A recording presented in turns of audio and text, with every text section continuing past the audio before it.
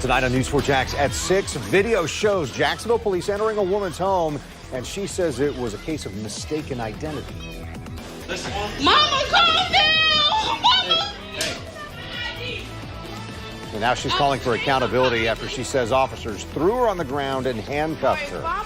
This woman tells the News 4 Jax I-Team that police questioned and released her after realizing they had the wrong person. Daddy just ran in and just jumped on Daddy! News 4 Jax I-Team reporter Tarek Miners here in the studio with more on the incident that was all caught on cell phone video. Tarek? Well, Christy Jackson's 4-year-old grandson, her 2 daughters, they were also inside that apartment off Moncrief Road when JSO officers went to her house looking for a female suspect.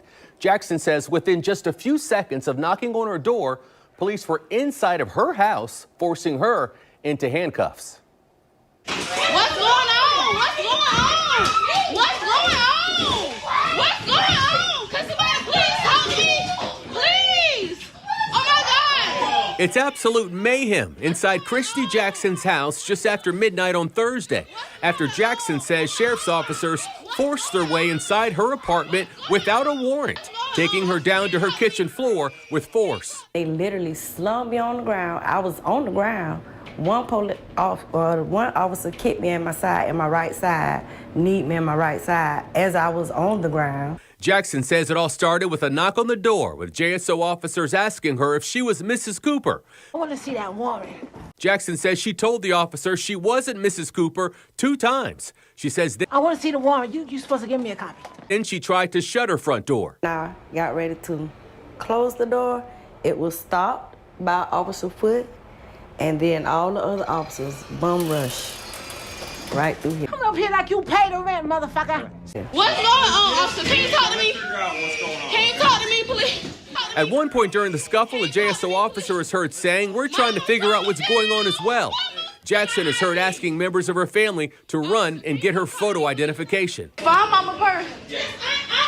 What's going on? If you get her ID and verify that she lives in this apartment, it would help. She lives here, officer. What? Mama, where's it at? Officer, what's going on?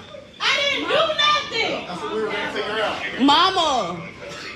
Go get my ID, please. What's going on? Officer, can you please tell me what's going on? I need her ID. That's all I need.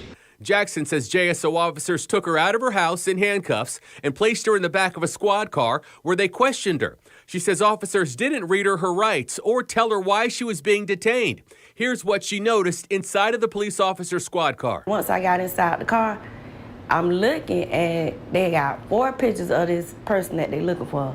And out of all 4 pictures, we don't look skin color not alike, hair color not alike. Hers is more red, mine is more orange. Jackson says 30 minutes later, police let her go and told her it was a case of mistaken identity because of her hair color. Man, this is some bullshit!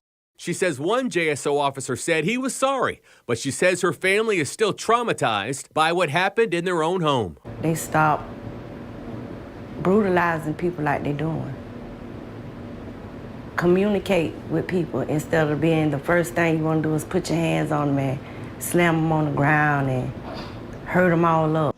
Punk ass, bitch ass, crooked ass cop.